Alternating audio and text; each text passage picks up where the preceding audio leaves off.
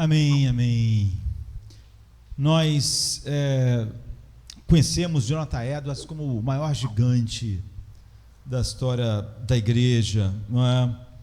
E há tantas coisas profundas que nós conhecemos sobre Deus que vieram da sua pena, mas há, entre tantas coisas conhecidas, há uma que muitas pessoas conhecem e me fazem pergunta a respeito disso, e eu percebo que grande parte das pessoas não compreendem o que está acontecendo nas 70 resoluções de Jonathan Edwards. Ele começa a escrever elas com uma idade bem jovem, né? 20, 21 anos, e essas resoluções, muitas pessoas veem como algo elevado, não é? Que quem dera nós pudéssemos fazer resoluções assim. Outras acham que o que ele está fazendo são promessas, não é? E dizem, eu não ouso fazer essas promessas, e na verdade é que Deus não pode ser glorificado a não ser nas boas resoluções do seu povo. Não temos como imaginar uma vida espiritual verdadeira sem resoluções, quer nós as façamos de maneira organizada, anotada, como Jonathan Edwards, mas na verdade as resoluções dominam a vida das pessoas. E antes de escrever a primeira resolução, Jonathan Edwards escreve assim: estando ciente de que sou incapaz de fazer qualquer coisa sem o poder de Deus, a ajuda de Deus, não é? O operar de Deus, humildemente lhe rogo que, através da sua graça, me capacite a cumprir fielmente estas resoluções, enquanto elas estiverem dentro da sua vontade, em nome de Jesus. As resoluções não são promessas a Deus. Jonathan Edwards não está fazendo essas resoluções como uma promessa a Deus. Ele está falando com ele mesmo. Ele está tomando resoluções, e antes de começar a anotar, ele levou tempos, né, aos poucos, acrescentando resoluções. Ele esquece assim, ele anota assim: lembre de ler estas resoluções pelo menos uma vez por semana. O que ele queria é que as resoluções não se esvaíssem, né, da sua memória. Então ele anotou por causa disso, e ele pelo menos uma vez por semana. Não quer dizer que isso era o que ele faria, mas pelo menos assim. E, por exemplo, a primeira resolução, ele diz: resolvi que farei tudo aquilo que seja para a maior glória de Deus e para o meu próprio bem. O que as duas coisas, ele, melhor do que ninguém, ensinou ser a mesma coisa, né? Resolvi que farei tudo aquilo que seja para a maior glória de Deus e para o meu próprio bem, proveito e agrado durante todo o tempo da minha peregrinação, sem nunca levar em consideração o tempo que isso vai exigir de mim, seja agora ou pela eternidade afora. Eu resolvi que farei tudo o que sentir ser o meu dever e que traga benefícios para o homem em geral, não importando quantas ou quão grandes sejam as dificuldades que eu vou enfrentar. A segunda, resolvi permanecer na busca contínua de novas maneiras para poder promover essas resoluções que eu fiz acima, a número 1. Na 3, resolvi arrepender-me caso eu um dia me torne menos responsável no tocante a essas resoluções, negligenciando uma ínfima parte de qualquer uma delas, e confessar cada falha individualmente, nomeando-as, né, assim que eu cair em mim. 4, resolvi também nunca negar alguma maneira ou coisa difícil, seja no corpo ou na alma, menos ou mais, que leve à glorificação a Deus. Também não sofrê-la, se tiver como evitá-la. 5, resolvi jamais desperdiçar um só momento do meu tempo, pelo contrário, sempre buscarei forma de torná-lo o mais proveitoso possível, não remindo o tempo. 6, resolvi viver usando todas as minhas forças enquanto eu viver. 7, resolvi jamais fazer alguma coisa que eu não faria se eu soubesse que estava vivendo a última hora da minha vida. 8, resolvi ser a todos os níveis, tanto no falar como no fazer, como se não houvesse ninguém mais vil que eu sobre a terra, como se eu próprio houvesse cometido esses mesmos pecados, ou apenas sofresse das mesmas debilidades e falhas que todos os outros. Também nunca permitirei que o tomar conhecimento dos pecados dos outros me venha trazer algo mais do que vergonha sobre mim mesmo e uma oportunidade de poder confessar o meu próprio pecado e miséria a Deus. Grande, incríveis resoluções, né? Essa aqui, sempre que eu vejo as outras pessoas pecando, eu vou me sentir envergonhado, em vez de gostar, comentar, enfim, e saber que eu mesmo vou ser impelido, quando ver o pecado dos outros, a confessar os meus próprios pecados. 9, resolvi pensar e meditar bastante em todas as ocasiões sobre a minha própria morte e sobre as circunstâncias relacionadas à morte.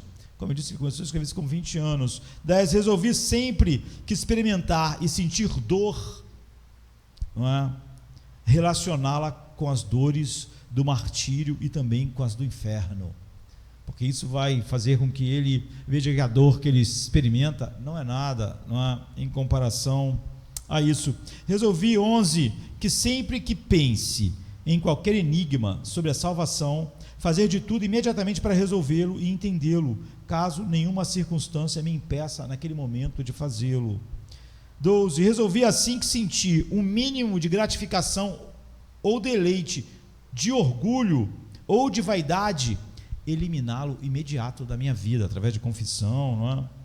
13, resolvi nunca cessar de buscar objetos precisos para a minha caridade e liberalidade.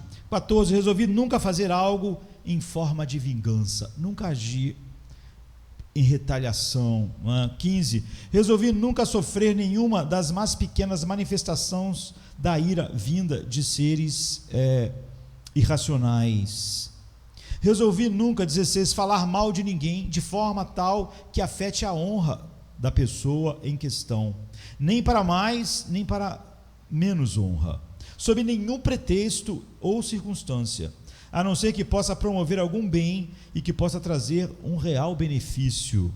17, resolvi viver de tal forma como se eu estivesse sempre vivendo o meu último suspiro. 18, resolvi viver de tal forma em todo o tempo como vivo dentre os meus melhores padrões de santidade privada e daqueles momentos que tenho maior clarividência sobre o conteúdo de todo o evangelho e percepção do mundo vindouro. 19, resolvi nunca fazer algo de que tenha receio de fazer uma hora antes de soar a última trombeta. 20, resolvi manter a mais restrita temperança em tudo que como e tudo que bebo. E 21, resolvi nunca fazer algo que possa ser contado como justa ocasião para desprezar ou mesmo pensar mal de alguém de quem me aperceba algum mal. Então essas resoluções de 1 a 21 foram escritas em New Haven em 1722.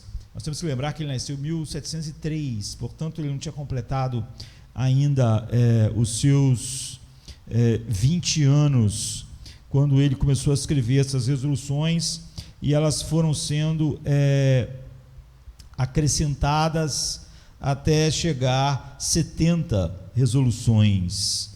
E a resolução 69, pulando da 20 para 69, ele diz: resolvi fazer tudo aquilo que, vendo outros fazerem, eu possa haver desejado ter sido eu a fazê-lo. Sempre que eu vi alguém fazendo algo bom, que glorifique a Deus, eu resolvi fazer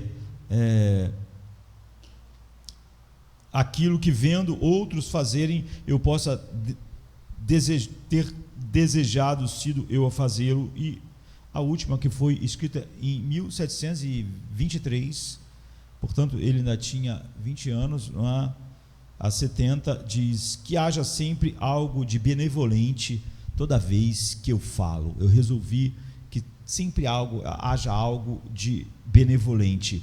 Então pense, ele escreveu isso até os 20 anos, essas resoluções, e nós vimos lá que ele se comprometeu em pelo menos uma vez por semana ler essas resoluções.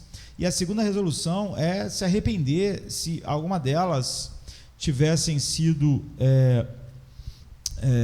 não feitas. Então, muitas pessoas veem essas resoluções como um elevado padrão espiritual e que é melhor não fazer resoluções assim, não é? Elas veem como promessas.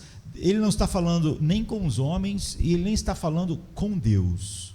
Eu te prometo, Deus, isso, te prometo aquilo. Ele está fazendo resoluções. Ele está falando com Jonathan Edwards.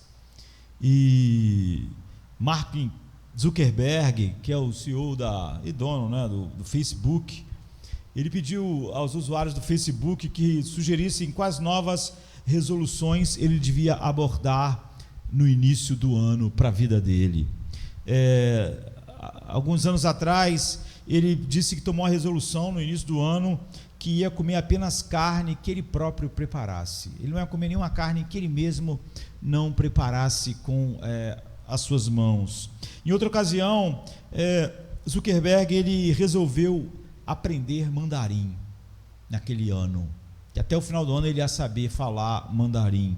Outro ano, Zuckerberg decidiu ler um livro a cada 2 semanas, com ênfase no aprendizado sobre diferentes culturas, ou seja, livros, um livro a cada 2 semanas, não das áreas que ele já conhece, mas para expandir, né, o que ele está falando. Então, a cada 2 semanas, ler um livro com ênfase no aprendizado sobre diferentes culturas, diferentes crenças, diferentes histórias e diferentes tecnologias.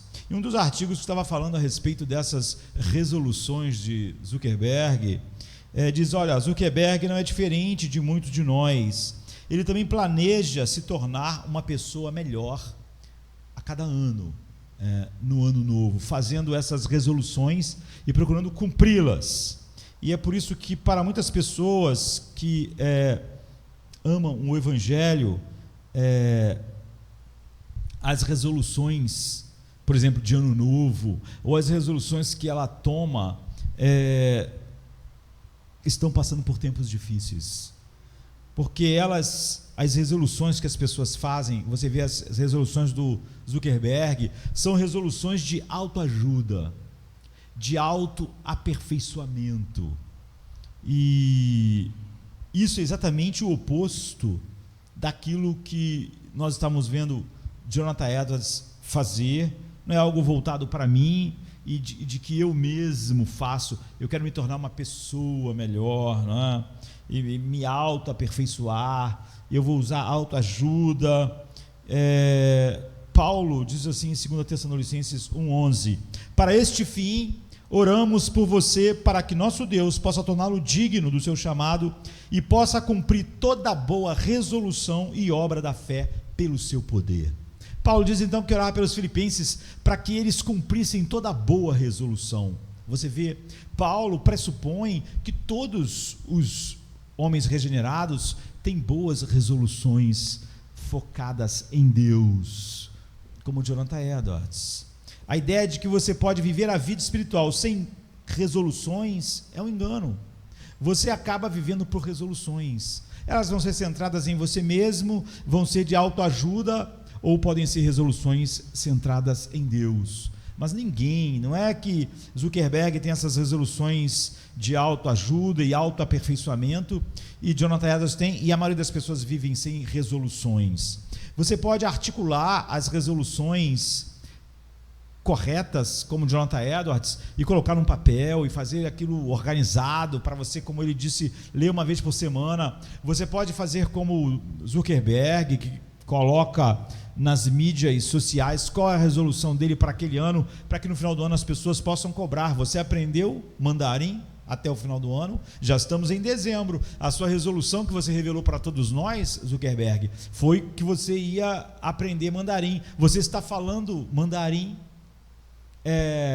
Você disse, Zuckerberg, que ia ler a cada 2 semanas um livro sobre uma área diferente. Você fez isso?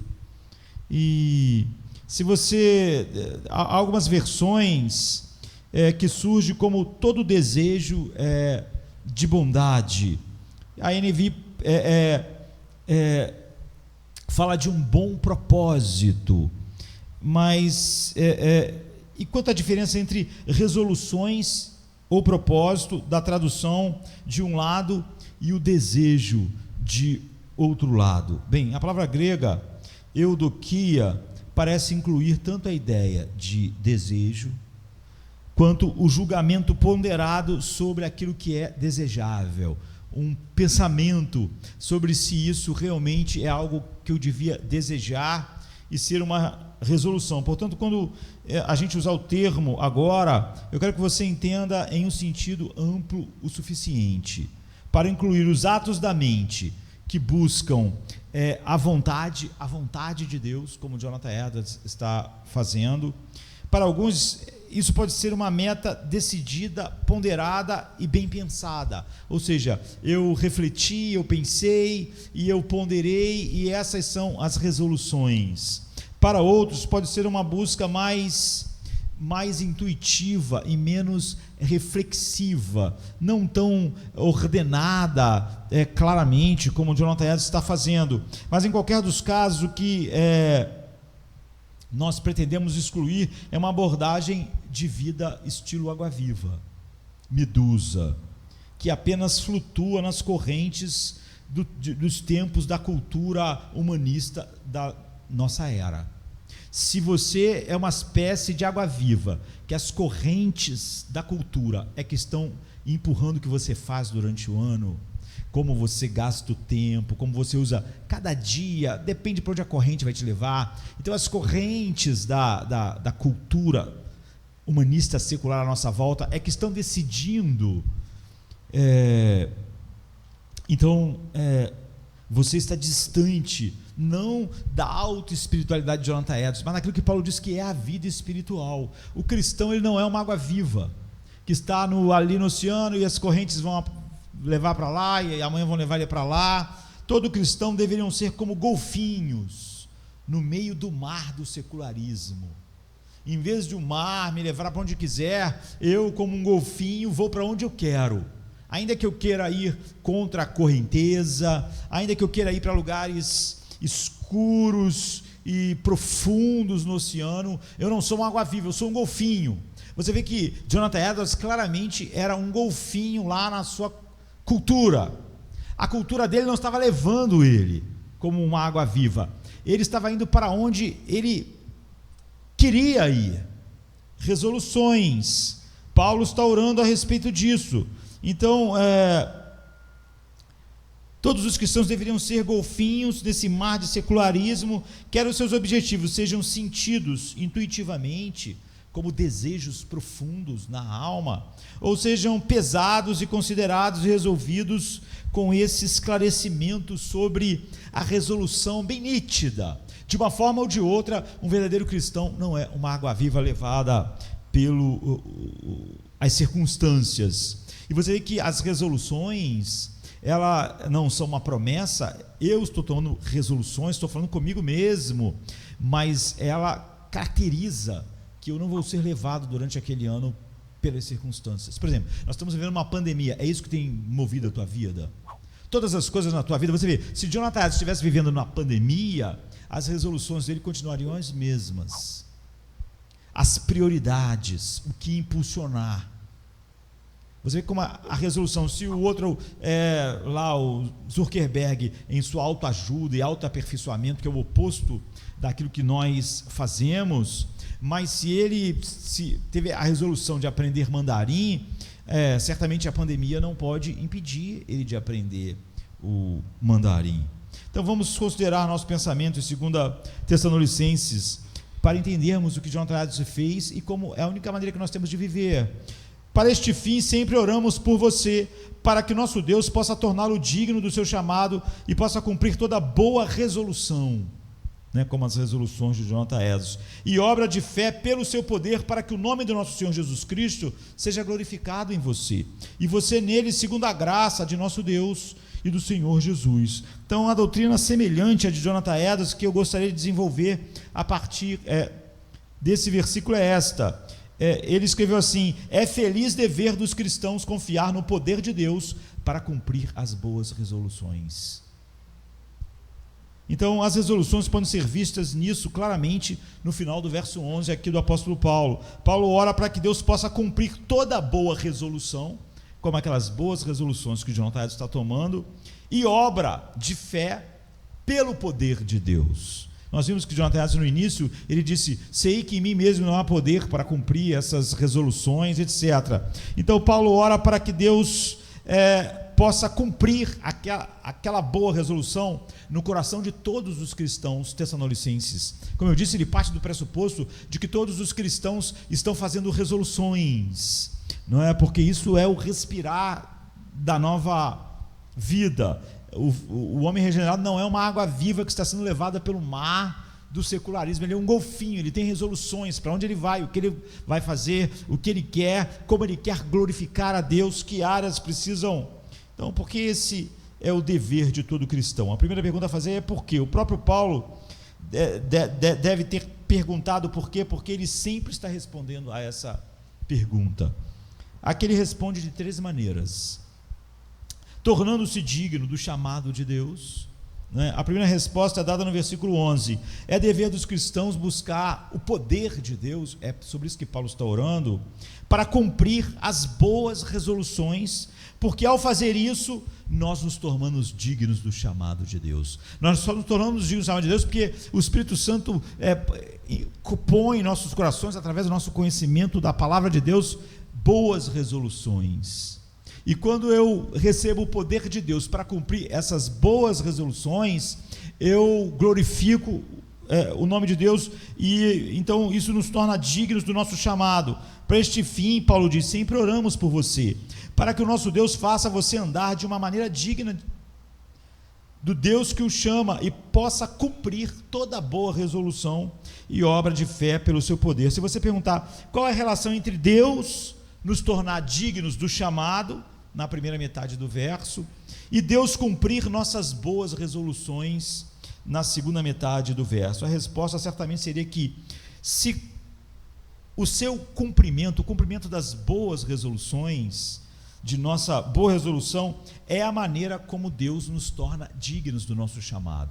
Ou seja, eu tenho boas resoluções no meu coração, inspiradas pela palavra de Deus, por isso boas, não são autocentradas, não são autoajuda, como nós vimos em Zuckerberg, não é uma questão de eu me autoaperfeiçoar, e seu cumprimento da nossa boa resolução é a maneira como Deus nos torna dignos do nosso chamado.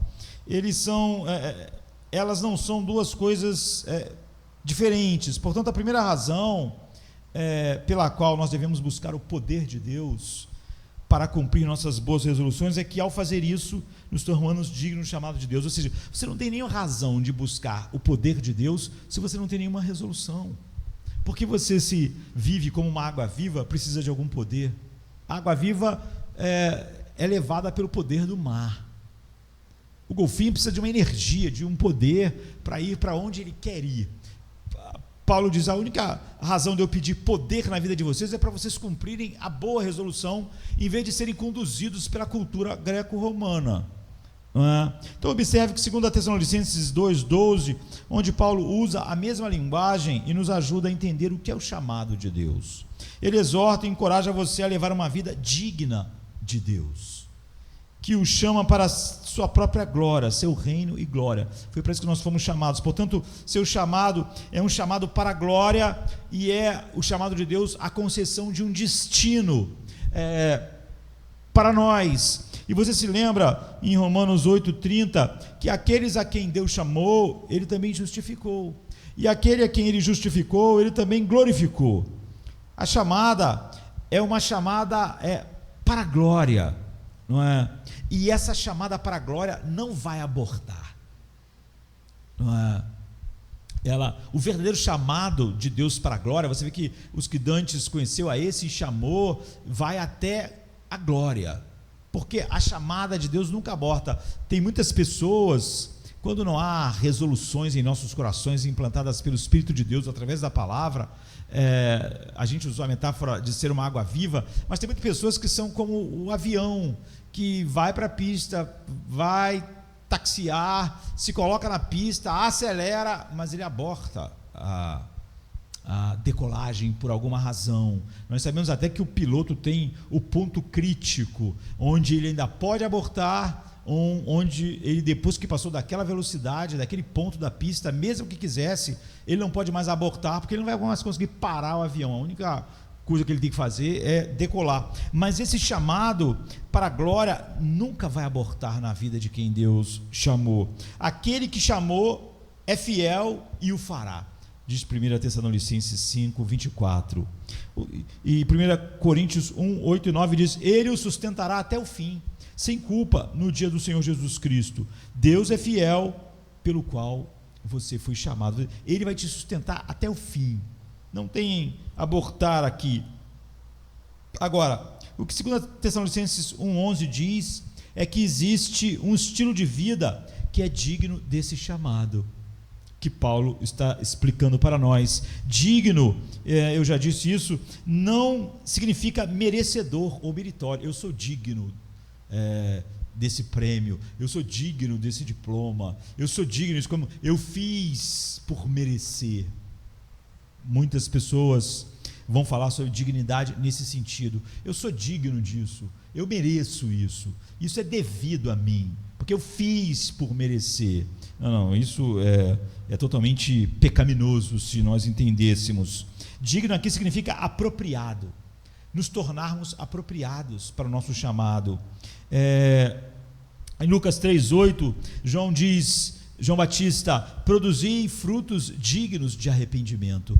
Não é dignos que mereçam arrependimento, a frase nem faria sentido, não é? Nem que a gente quisesse forçar dignos do perdão, ainda seria assim absurdo, porque ninguém pode ser digno do perdão, mas é frutos dignos do arrependimento, apropriado. Se eu digo que perdoei alguém em que eu estava com raiva, o fruto que corresponda, que seja apropriado aquilo, é verdadeira reconciliação, atenção para que meu coração orgulhoso não volte àquilo. Eu produzo frutos que são dignos com verdadeiro arrependimento e não coisas da boca para fora. Então suponha que você redecore um quarto de hóspedes em sua casa, porque você vai receber um convidado especial que está vindo para ficar uma semana ou duas, e você resolve pintar as paredes sujas, você compra colchas novas, cortinas, e você passa um lustramóvel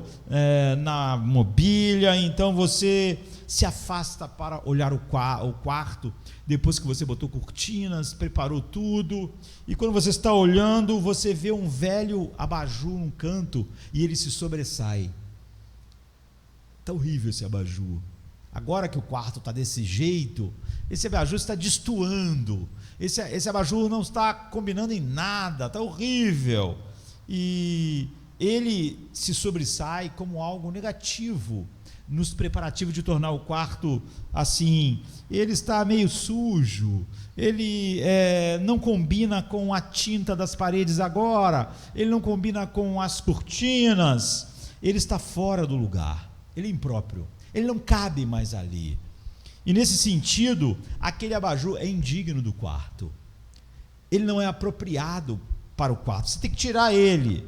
Então, não é que aquele quarto também mereça o hóspede, não é? Mas é que o hóspede que você vai receber merece um quarto adequado, e é por isso que ele não está vindo porque você fez um quarto lindo, ele está vindo, e porque ele está vindo, o quarto tem que ser adequado à importância que você dá ao seu hóspede.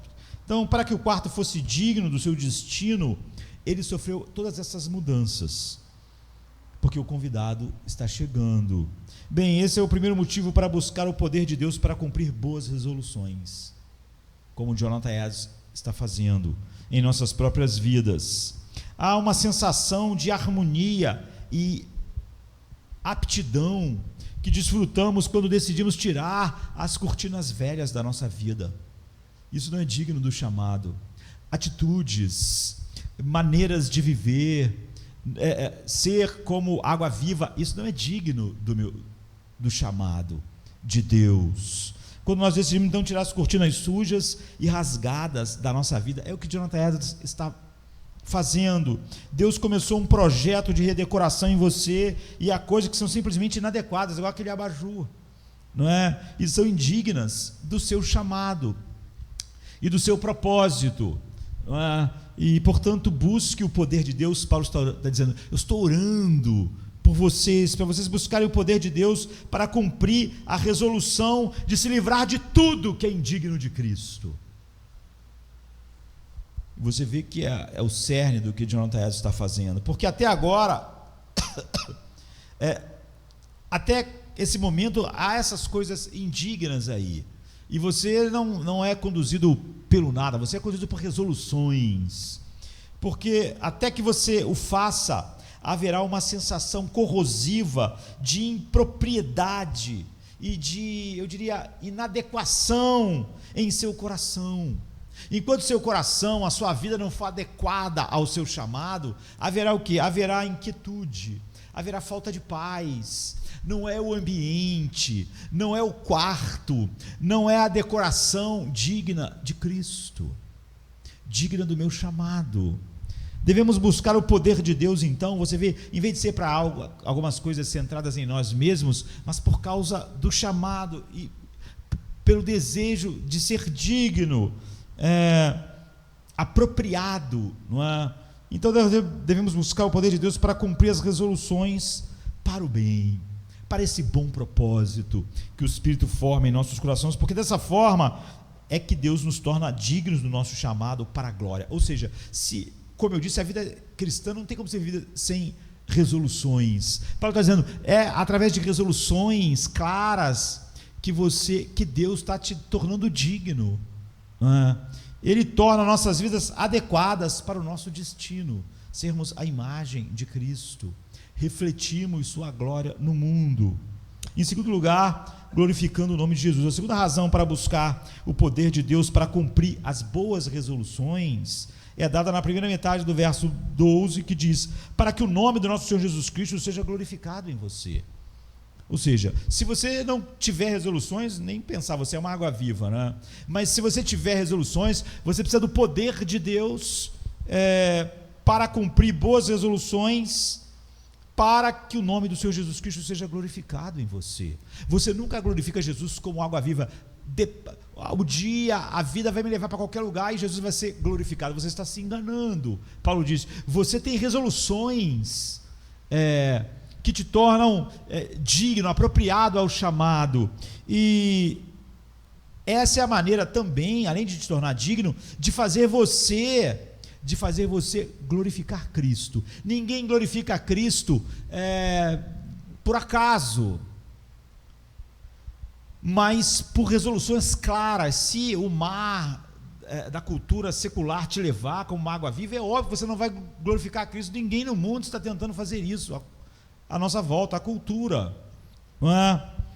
E para que o nome de Jesus seja glorificado em vocês, ele estava orando para que Deus desse poder para eles cumprirem as boas resoluções, partindo do princípio de que todo homem nascido de novo está cheio de resoluções claras a respeito disso. E isso é verdade em dois sentidos. Em primeiro lugar, quando você se esforça para fazer um quarto adequado para o hóspede, isso mostra o respeito que você tem por ele. Você sabe que não é adequado, e você sabe que tem que ser adequado. Há uma dignidade no hóspede. Então você o glorifica ao desejar um quarto digno da presença dele. Você glorifica porque você vê ele como grande. Você vê ele como alguém que merece que você seja apropriado à sua beleza, a sua grandeza. Mas há algo mais profundo aqui. O versículo 11 é uma oração para que Deus cumpra as nossas boas resoluções pelo seu poder, para que eu cumpra. Por isso que no início Jonathan está dizendo que ele sabia que não podia, ele se colocava diante de Deus para que Deus pudesse operar isso. Então ele diz: oramos por você para que o nosso Deus possa torná-lo digno do seu chamado e cumprir todas as resoluções para o bem. Sabemos que esse poder vem por meio de Cristo, porque o versículo 12 Paulo termina assim: segundo a graça de nosso Senhor Jesus Cristo. Que você possa torná-lo digno através de cumprir essas resoluções segundo a graça que há em Cristo. E é por isso que o Senhor Jesus será glorificado, porque quando Jonathan Edwards cumpre as resoluções, foi no poder de Cristo. Além de dignificar Cristo por desejar ser digno de tudo que ele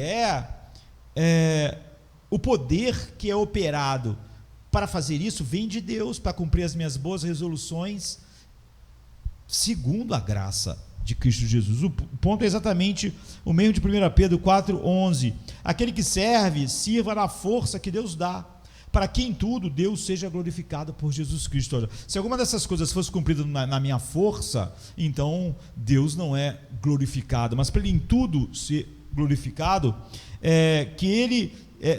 aquele que serve, sirva na força que Deus dá, para que ele seja em tudo glorificado. Aqui Paulo diz que cada um cumpra as boas resoluções pelo poder de Deus, para que o nome do Senhor Jesus seja glorificado.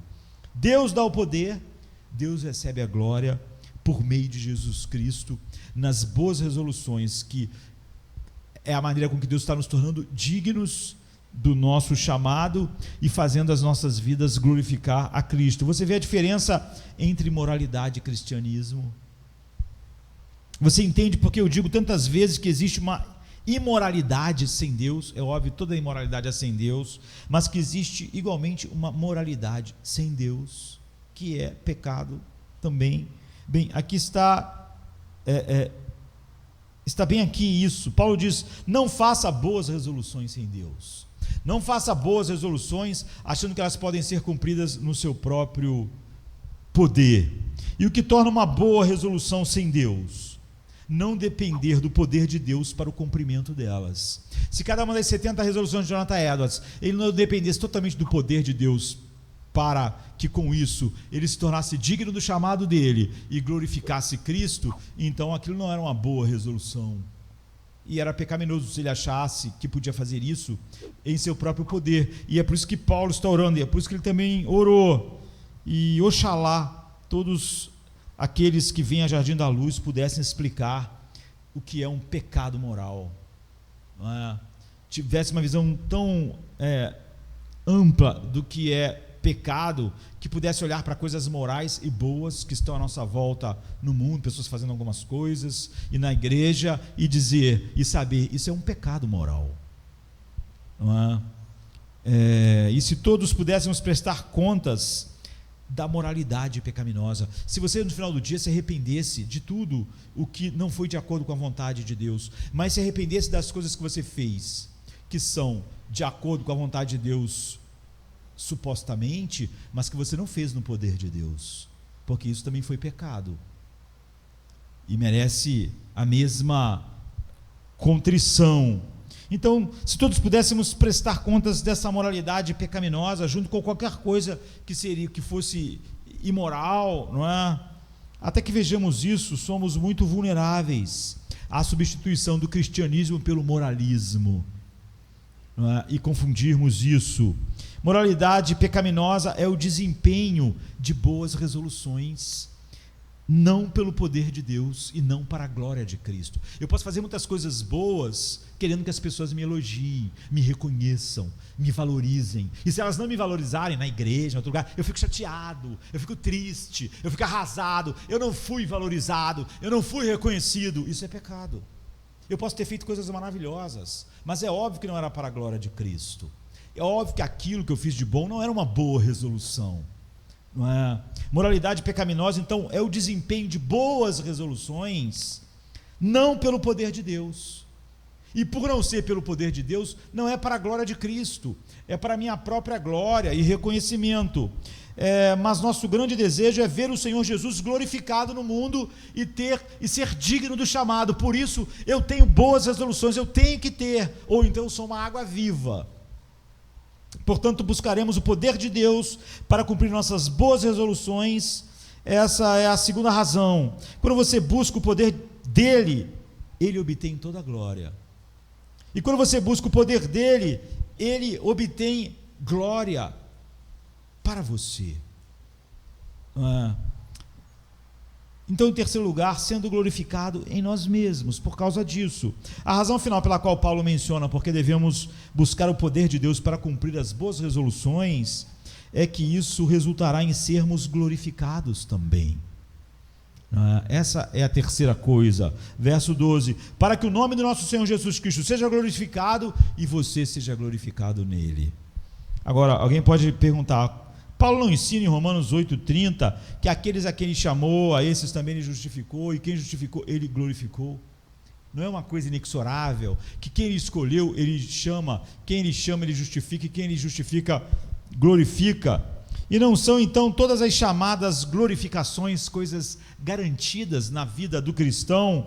Eu responderia sim, absolutamente garantidas. A corrente de ouro nunca se parte. Quem ele conheceu, ele chamou, quem chamou, ele justificou, e quem justificou, ele glorificou. Algo que a pessoa pode dizer com a minha resposta: bem, então por que Paulo ora aqui para que aqueles que são chamados cumpram certas condições, resoluções do coração, para serem dignos do seu chamado e para glorificar a Cristo e para que eles possam ser glorificados em Cristo? Nossa glorificação é certa ou depende de coisas como o cumprimento de resoluções? A glorificação final e toda a glória que recebemos de Deus, que Jonathan Edwards recebeu de Deus em sua vida, foi só por causa do chamado que garantiu a predestinação, o chamado, a justificação e a glorificação, ou tem alguma relação com as resoluções que ele tomou? A resposta é sim, nossa glorificação é certa. Mas a resposta também é sim, nossa glorificação depende de uma vida digna do nosso chamado, cumprindo boas resoluções que nos torna dignos do chamado e que glorifiquem a Cristo, e nós então somos glorificados nele. E se você acredita na soberania de Deus, você não vai ver nenhum problema aqui. Mas se você não fizer isso, se você não vê a soberania de Deus, então haverá um grande problema aqui. Se Deus é soberano, ele pode garantir sua glorificação, e ele pode garantir toda a obediência que ele requer como um pré-requisito para te levar a ser digno do chamado, glorificar a Cristo e ser glorificado em Cristo. Não há nenhuma inconsistência para Deus estabelecer uma conexão infalível entre o seu chamado e ser glorificado, e então exigir pré-requisitos de glorificação, que aqueles a quem ele chamou andem dignos do chamado que eles têm, não é? E esse texto mostra porque não há inconsistência nenhuma, a saber, porque Deus é aquele que por seu poder permite o cumprimento das boas resoluções. Ele opera em nós boas resoluções e ele cumpre com o seu poder essas resoluções. Então Deus pode dizer que todos aqueles que ele chamou vão ser salvos, mas ele pode também dizer que todos aqueles que ele chamou vão crer. Você pode dizer assim: mas se quem Deus chamou vai ser salvo, mesmo que ele não cresça, ele é para ser salvo. Não, porque Deus estabeleceu os meios que quem ele chamou passará, e ele garante isso, que todos os eleitos vão se arrepender. Todos os eleitos, quando forem chamados eficazmente, vão ganhar o dom da fé e vão crer, vão ganhar a tristeza segundo o Espírito Santo e vão ter contrição e vão exercer fé que ele dá. Você vê, o fato dele garantir que todos que ele chamou serão salvos, não diz que todos esses pré-requisitos que ele exigiu, crer, amar a Cristo, ter um viver digno, vão ser deixados de lado, porque ele determinou esses meios e garante com o seu poder soberano que todos aqueles que ele chamou, no momento certo, ele pode ser o cara mais duro, como o apóstolo Paulo, ele vai chamar e Paulo vai cair e dizer: o que queres, Senhor? Então Deus chama, Deus promete glória ao chamado, Deus estabelece pré-requisitos para a glória e ele cumpre pelo seu poder. Por isso Paulo está falando para que o poder de Deus os capacite a cumprir as boas resoluções, para que eles sejam dignos do chamado de Deus, para que Cristo seja glorificado e finalmente eles sejam glorificados em Cristo.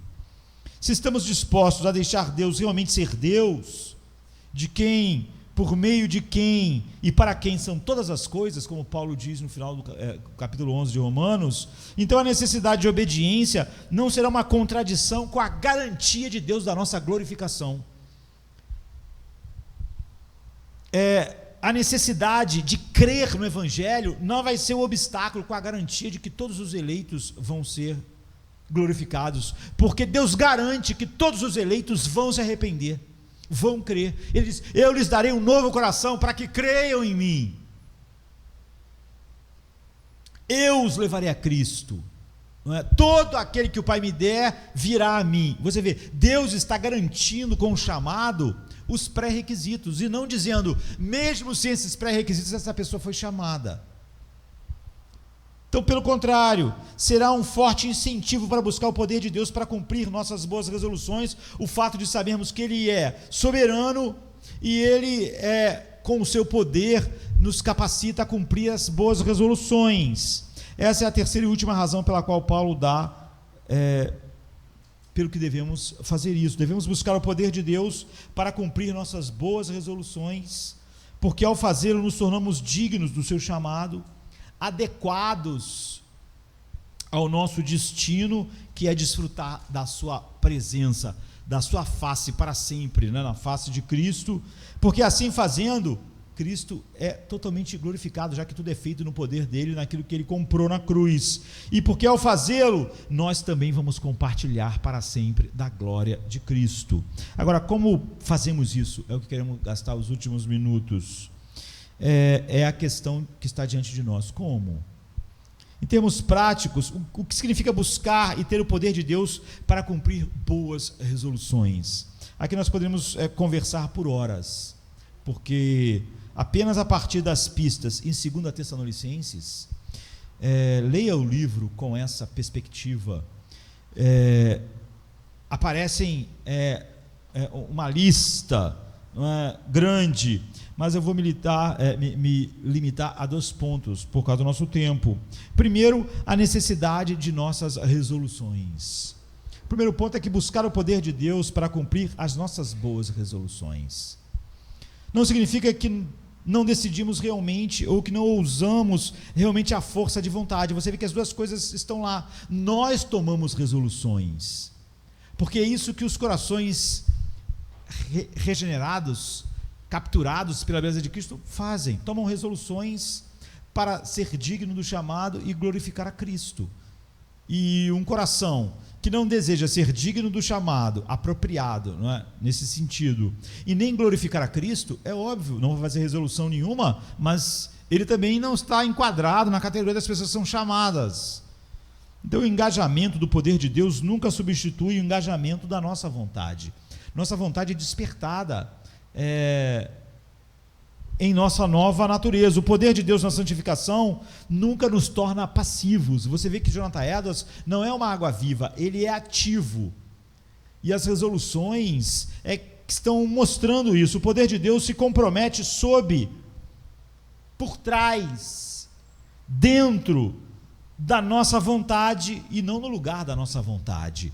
Ele está criando essas coisas em nós, esses desejos de sermos adequados e glorificarmos Cristo. E isso necessariamente, quando nós temos desejos grandes para alguma coisa, nós tomamos resoluções a respeito daquilo, senão não acontece.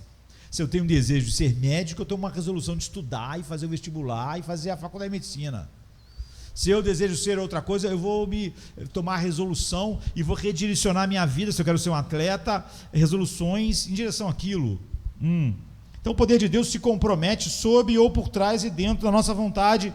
O poder de Deus, nem a soberania de Deus, exclui a nossa vontade, cria a nossa vontade e então capacita ela. Então a evidência do poder de Deus em nossas vidas não é a ausência de vontade, mas é a força de vontade. Paulo diz: por isso luto, esmurro a mim mesmo, deixando as coisas que ficaram para trás. Você vê o poder da vontade. Não tenho minha vida por preciosa. São resoluções. Vou a Jerusalém, estou pronto a morrer lá. Não é que Paulo é passivo, não tem nenhuma vontade, nenhuma resolução em relação a Cristo, As pessoas tentaram dissuadir Paulo: não vá a Jerusalém, é perigoso, estou pronto a ir a Jerusalém e a morrer em Jerusalém por causa de Cristo. Ele tem uma resolução: quero glorificar a Cristo, quer pela minha vida, quer pela minha morte. Uma resolução. Você vê, a evidência do poder de Deus em nossas vidas não é a ausência da nossa vontade tomando resoluções, é o poder para cumprir. É por isso que Paulo está orando para os Tessalonicenses, para que Deus dê a eles o poder para cumprir toda boa resolução dos seus novos corações. Qualquer um que diga: bem, eu acredito na soberania de Deus, então eu vou apenas me sentar e não fazer nada, ele não acredita que Deus é soberano. Essa pessoa está debochando de Deus. Não é? É porque Paulo acreditava no poder soberano de Deus e que ele era um vaso para trazer glória a Cristo através de muitas dores e sofrimentos. Ele diz: eu vou.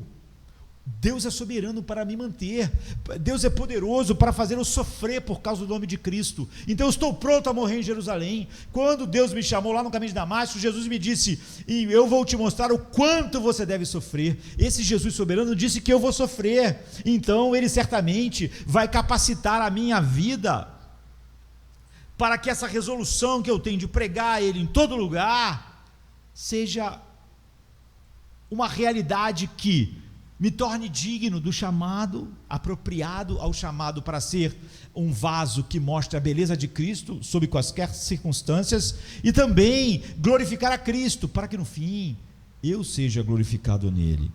Então, pois, por que alguém que acreditasse na soberania de Deus ia desobedecer a ele? Se alguém acreditasse que Deus é soberano, tem um poder soberano e que tudo que ele quer, ele fará, por que essa pessoa, em vez de ter um coração encantado para esse Deus infinitamente poderoso e soberano, decidiria desobedecê-lo? Eu só desobedeço o soberano, não é? Se tivesse um rei sobre o qual eu desobedeço, se eu acredito que aquilo não tem nenhuma consequência. Eu não acredito, na verdade, que aquele rei humano tem uma certa soberania, ou a lei soberana do país. Se eu acreditar na soberania de Deus, isso não faz eu, então não faço nada. Não, isso é o que me impulsiona. Quando você se senta para não fazer nada, você não está fazendo nada. Você está engajado, você não está fazendo nada, desculpa. Quando uma pessoa não faz nada em direção a se tornar digno do chamado e glorificar Cristo, essa pessoa não é que ela está. Quando você, todas essas semanas, não faz nada, não é que você não está fazendo nada, você está comprometido e também fez uma resolução. Esse que é o problema. Não é que Jonathan fez resoluções, você também faz. Todo mundo faz. Nós vimos como Zuckerberg fez. Quando você se senta para não fazer nada, você não está fazendo nada, você está engajado ativamente em sua vontade, em uma resolução de não fazer nada para a glória de Cristo. É óbvio que você tem uma resolução. Ela é oposta à de Jonathan Edwards, mas é tão uma resolução quanto ele tomou uma resolução. Você tomou uma resolução de que não se importa em ser adequado ao chamado, não se importa em glorificar a Cristo, então você tomou a resolução de não fazer nada a respeito. Não fazer nada é tomar uma resolução. Querer aprender mandarim é tomar uma resolução, e todas elas visavam lá em Zuckerberg só o autoaperfeiçoamento. Mas é uma resolução. Não ter resolução nenhuma para o ano, do ponto de vista natural, nem aprender mandarim, nem ler nada, você tomou uma resolução de não fazer nada, de não ter novos conhecimentos. Todo mundo está vivendo por resoluções, e se é assim que você lida com o pecado, ou com a tentação em sua vida, você vive em desobediência flagrante a Deus. Eu tomei uma decisão de que o pecado vai continuar na minha vida, que eu não vou fazer nada a respeito. Eu tomei a decisão de que vou viver uma vida que, em vez de trazer glória a Cristo, vai trazer vergonha para o Evangelho. Ou eu tomei uma decisão que as minhas ações morais não dependem de Deus, são só pecados morais. Porque somos ordenados a travar uma boa guerra. Em 1 Timóteo 1,18, combata o bom combate da fé. Então alguém que realmente ama a Deus, toma a resolução de combater o bom combate. Se você não tomar essa resolução, você tomou a resolução: eu não estou interessado no bom combate da fé, eu tenho outros interesses. A Bíblia diz resistir o diabo, Tiago 4:7. Então eu tomo a resolução de resistir, de ver aonde está o diabo. Às vezes o diabo fala pela boca da nossa esposa, pela boca do nosso esposo, pelo irmão da igreja, pelas pessoas do mundo. Se eu estou decidido a resistir o diabo, às vezes uma pessoa muito amiga minha está incentivando o meu ressentimento, a minha fofoca. Se eu estou decidido a resistir o diabo, eu vou resistir o diabo da maneira que o diabo se manifesta. Às vezes o diabo se apresenta como o apóstolo Pedro, dizendo assim: não vá para Jerusalém, não, olha, você não pode, está errado. E Jesus resistiu o diabo: para trás de mim, Satanás. Não importa se você falar através de Pedro, ou de Tiago, ou de João, ou da minha mãe, ou das pessoas próximas a mim, eu vejo que é você. Eu vejo que você está usando a boca de Pedro. Eu vejo. Não é? O diabo pode usar quem? Aliados como a esposa. A mulher de Jó diz para ele: amaldiçoa a Deus e morre. Jó respondeu: você está louca. Ele não pensou: é a minha esposa, ela me ama, ela está preocupada, é por isso que ela está falando assim. Jesus disse para Pedro: para trás de mim. Então, quando a Bíblia diz resistir ao diabo, eu, como filho de Deus, tomei essa resolução de prestar atenção em tudo que é o diabo falando, não importa com a boca de quem ele está usando, de quem muito próximo a mim, de uma pessoa influente na cultura. Eu sei quando é o diabo. Hebreus 12:14 diz para mim: lutar por santidade.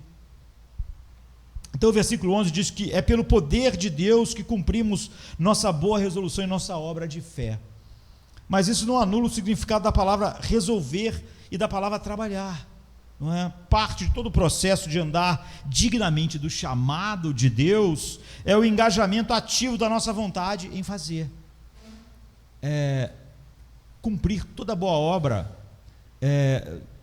toda boa resolução para a glória de Cristo e para me tornar digno do seu chamado, para ele ser glorificado e eu ser glorificado nele. Se você tem pecado persistente em sua vida, ou se você continua negligenciando algo que você devia fazer e não faz, só porque você está esperando para ser salvo sem lutar, você está em completa desobediência a Deus. Se você tolera um pecado em sua vida e simplesmente diz: ó, Deus, tira esse pecado da minha vida, você não está fazendo nada, você não tem nenhuma resolução a respeito disso, você só agrava, até as tuas orações são debochadas em relação a Deus. Deus nunca aparecerá com poder em sua vontade ou em qualquer outra forma que não seja uma boa resolução. Se eu não tenho uma boa resolução contra aquele pecado, como eu posso querer poder para cumprir a boa resolução, para eu ser digno do chamado de Deus, glorificar a Cristo e ser glorificado nele? Se você não tem uma boa resolução, você não pode orar. Eu queria tanto que esse pecado saísse da minha vida. Paulo diz: eu oro para que Deus dê o seu poder para vocês cumprirem suas boas resoluções. Você não tem nenhuma boa resolução em relação a esse pecado, você desculpa ele, você culpa outras pessoas, você não tem... Nós vimos aqui uma das resoluções de Jonathan Edwards, que disse que nunca que visse outra pessoa pecando, em vez de pensar: que pessoa horrível, olha que pessoa falsa, ele se entristeceria pelo pecado nele. Ele veria: há sementes disso na minha vida, eu vou me arrepender delas também, eu sei que eu tenho um potencial para isso. É uma resolução. A resolução dele faz ele ficar atento nele quando ele vê o pecado nos outros. Agora, o poder de Deus, Paulo está orando, se ele fosse da igreja dos Tessalonicenses, né, Jonathan Edwards: Deus cumpra com o seu poder a boa resolução do coração de Jonathan Edwards, para que ele seja digno do seu chamado e para que ele glorifique o nome de Cristo e seja glorificado em Cristo. Agora, não existe nenhuma chance de nós termos o poder de Deus se nós não temos boas resoluções. Por quê? Porque eu queria. Se eu não vou combater o bom combate, porque eu pediria a Deus, ou Deus me daria poder para combater? Se eu não vou resistir o diabo, então por que Deus me daria poder para resistir o diabo? Portanto, o primeiro ponto é que as pessoas que acreditam na soberania de Deus, como nós, não devem temer se envolver suas vontades em sua batalha pela santidade, nas boas resoluções. Esforça-se para entrar pela porta estreita, pois muitos, eu digo, procurarão entrar e não poderão. Eu sei então que todos os eleitos entram pela porta estreita. E eu sei que há muitos impedimentos no mundo e que tendem a querer que eu seja uma água viva que ande pelo caminho largo. Então eu tenho uma resolução de não fazer isso.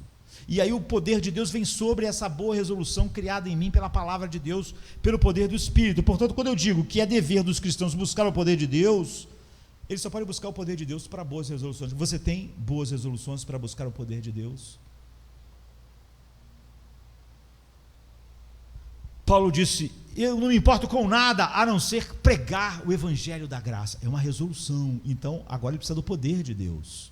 Por isso que Paulo vai dizer: contudo não eu, mas a graça de Deus em mim.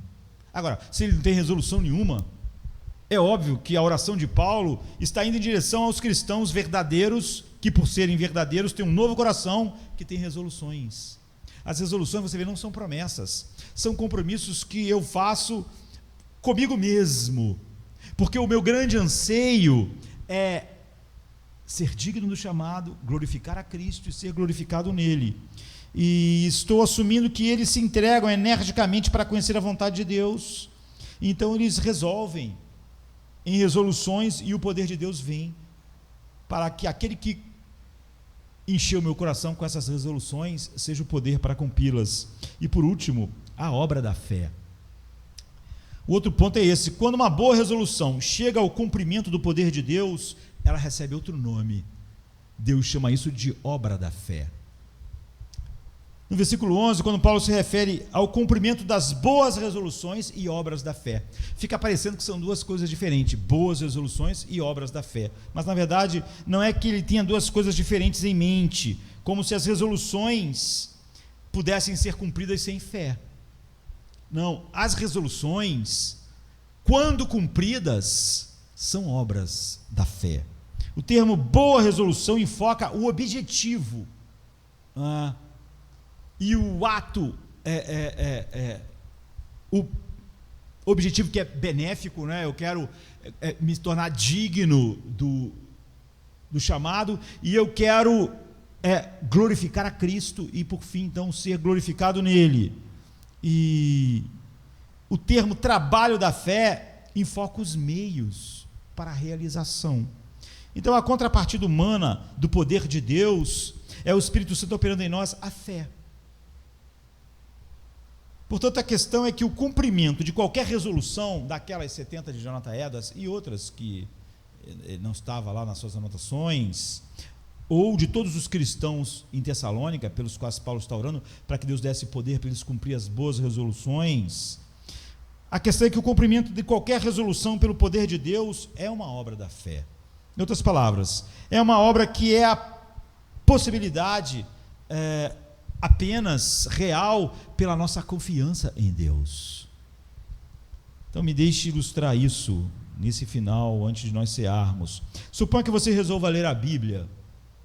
Você tome uma resolução, todos os dias em 2021, por 20 minutos, por 30 minutos, 60, todo dia.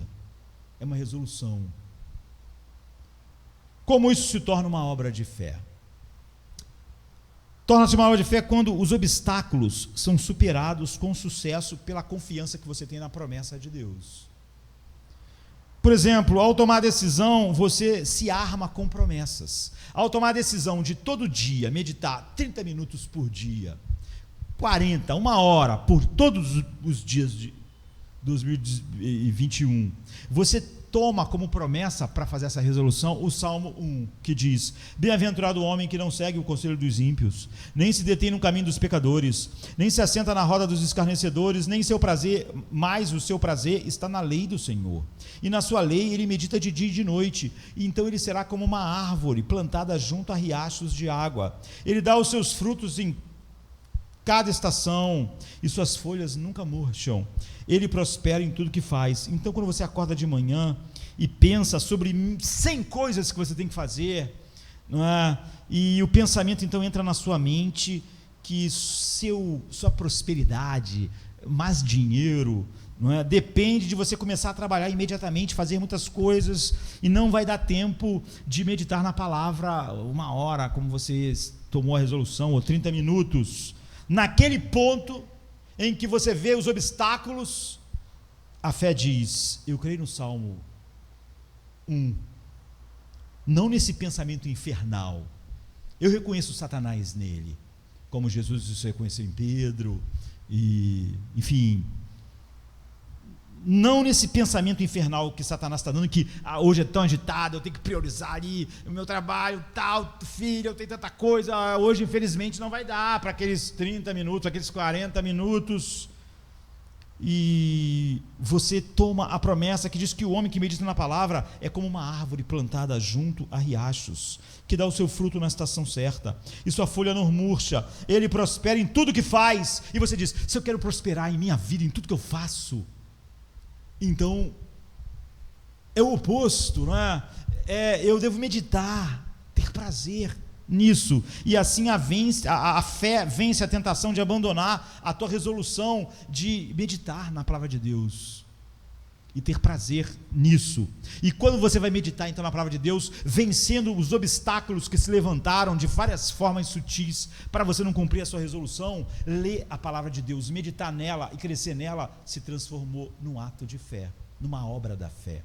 Era uma resolução: eu vou ler todos os dias 40 minutos. Quando os empecilhos surgiram, e eu uso a palavra de Deus, a promessa, por exemplo, do Salmo 1, para dizer não, e eu venço os obstáculos, a minha resolução se tornou uma obra de fé. É isso que Paulo está dizendo. Eu oro para que, pelo poder de Deus, para vocês cumprirem toda a resolução de vocês, boa resolução e obra de fé, porque quando a boa resolução se torna um ato vencendo os obstáculos que Satanás, o mundo e a carne levantam, com a promessa de Deus, então quando eu cumpro, aquilo se tornou uma obra da fé. Eu acreditei mais na promessa de Deus, de que eu vou me tornar, que eu vou ser uma árvore que nunca murcha, que dá fruto e que prospera, do que na mentira de que minha vida é muito agitada e eu não tenho tempo para 30 minutos ler a palavra de Deus naquele dia e meditar nela.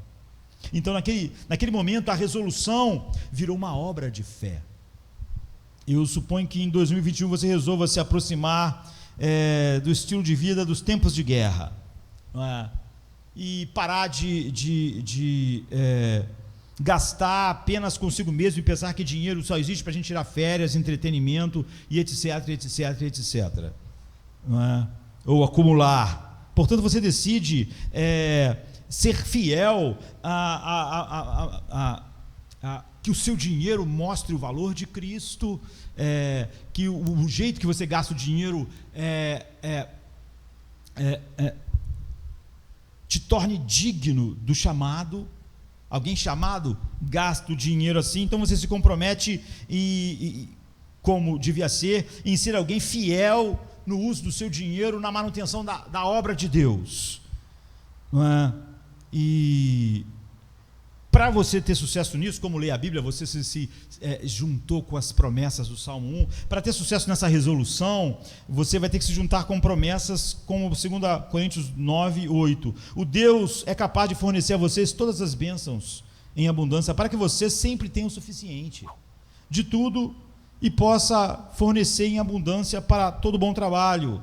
Ou Atos 20, 35, é mais abençoada a coisa dar do que receber. Ou o Salmo 4, verso 7, tu puseste mais alegria no meu coração do que eles quando os seus grãos viviam abundam. Quer dizer o seguinte: tu me deu mais alegria do que quando as pessoas sentir têm muito dinheiro, não é? Em paz eu vou me deitar e dormir, pois só tu, Senhor, me faz repousar em segurança. Então, quando vierem as tentações de que você poderia ter mais paz, segurança e divertimento ficando com o dinheiro, e mais bem-aventurança se você não desse o dinheiro, a fé acredita na promessa de Deus. Na promessa de Deus que a gente viu no Salmo 4, 7, em Atos 20, 35, e 2 Coríntios 9, 8. E então a fé acredita nas promessas de Deus, supera as mentiras da carne, e a sua contribuição virou um ato de fé. Era uma resolução, mas agora, por ser superada as tentações da carne, de Satanás em relação àquilo, para você não cumprir a resolução, você cumpriu pelas promessas de Deus, a resolução agora se tornou um ato de fé. Vamos para outro exemplo, é o último. Testemunho. Suponha que se você se junte ao chamado cristão, que é de todos nós, e vai dar um passo em direção ao evangelismo. É uma resolução, porque você sabe que isso torna você digno do seu chamado, glorifica a Cristo, e você é glorificado nele.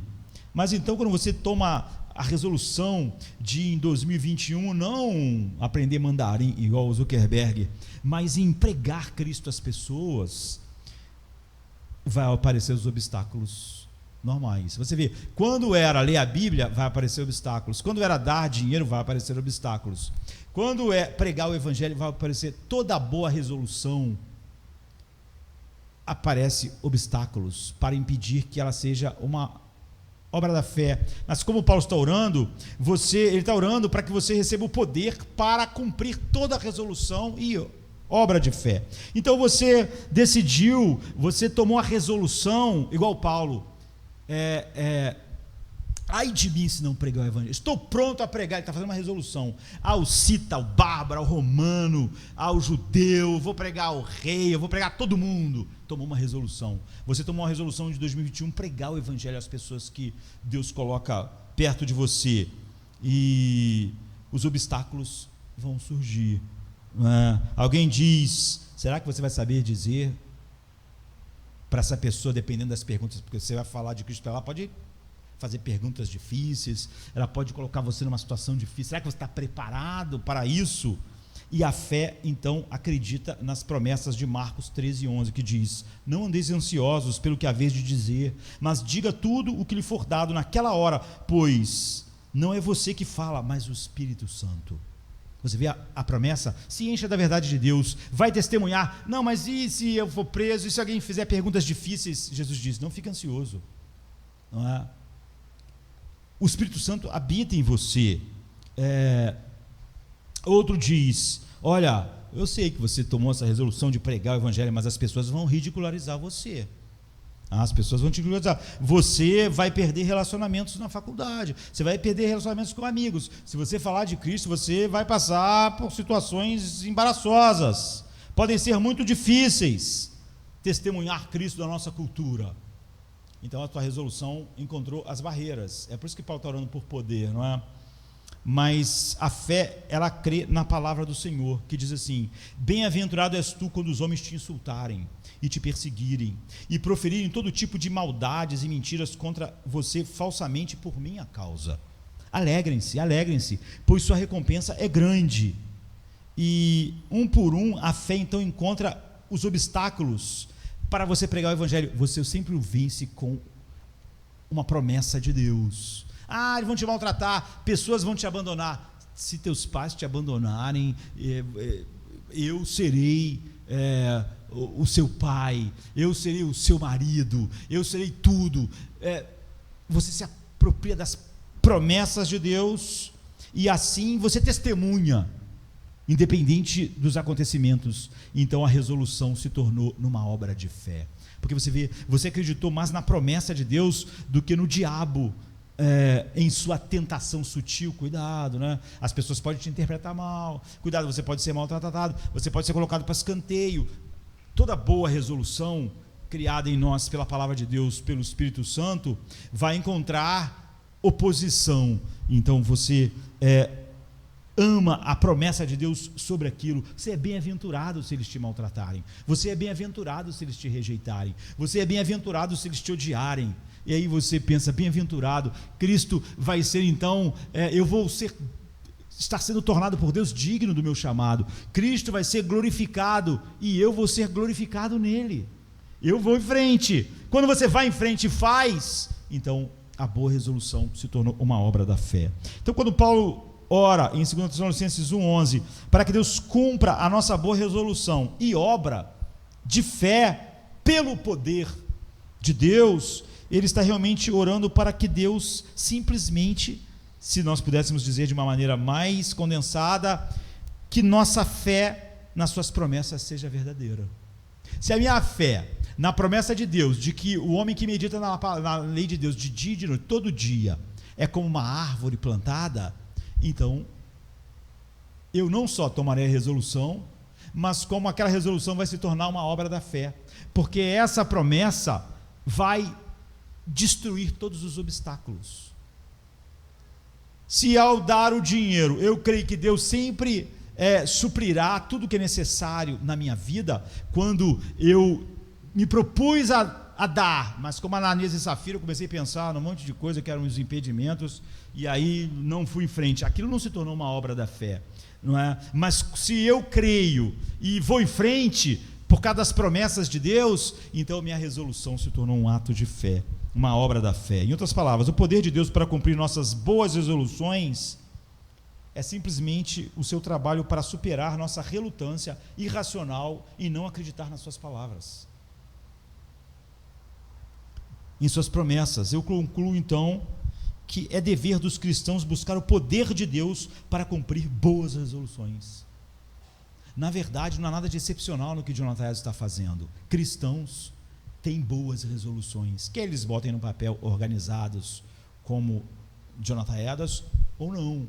E quem não é um cristão nominal também tem resolução. Ele tem a resolução de não glorificar a Cristo, ele tem a resolução de não ser adequado ao chamado e nem nunca esperar ser glorificado em Cristo. Então ele não faz nada, ele faz outras coisas com as quais ele tem uma resolução. Então eu concluo, é o dever do cristão buscar poder de Deus para cumprir as boas resoluções, e isso significa desenvolver um arsenal de promessas de Deus, porque você vê que cada vez, olha, cuidado, se você pregar o evangelho, as pessoas vão te tratar mal, hein? Elas vão te colocar, Jesus disse, bem-aventurado quando tratarem você mal por causa do meu nome. Se alegrem, então eu vou me alegrar. Se eles vão me tratar mal, paciência, eu vou pregar o evangelho. Essa resolução vai ser cumprida, e quando ela é cumprida pelo poder de Deus, porque por causa da promessa de Deus, então a minha boa resolução se tornou uma obra da fé. Isso significa então desenvolver um arsenal de promessas de Deus,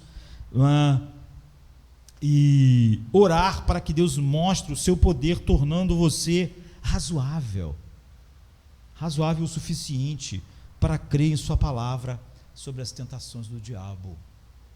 Então você vê, todo cristão, ele tem resoluções, todo cristão verdadeiro, porque todos eles querem ser adequados ao chamado, querem glorificar a Cristo e querem ser glorificados nele, porque esse é a evidência do que Deus fez em nossos corações.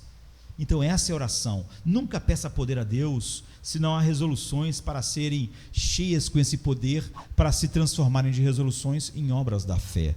Então Paulo ora, para este fim oramos por você, para que o nosso Deus possa torná-lo digno do seu chamado e possa cumprir toda boa resolução e obra da fé pelo seu poder. Você vê, quando a resolução se torna um fato, ela se tornou uma obra da fé, quando é pelo poder de Deus, baseado nas suas promessas, que o meu coração descansa. Só para esses Deus dá poder. Então o que Jonathan Edwards fez é simplesmente o eco de um coração que realmente foi capturado pela beleza de Cristo. O mundo inteiro está fazendo resoluções, quer escritas, como a de Zuckerberg, ou não. Todas elas estão se baseando em autoaperfeiçoamento, um prazer voltado para si mesmo e não em Deus. E os cristãos estão fazendo resoluções assim, não é? Porque sabem que é dessa forma que Deus nos torna digno do seu chamado. Cristo é glorificado e nós somos glorificados neles. E quando você não toma nenhuma resolução, você tomou uma resolução de não se importar em ser adequado para o chamado de Deus, em não glorificar a Cristo e nem nunca ser glorificado nele, o que é evidente, não são características de alguém que foi chamado por Deus. Vamos ficar de pé.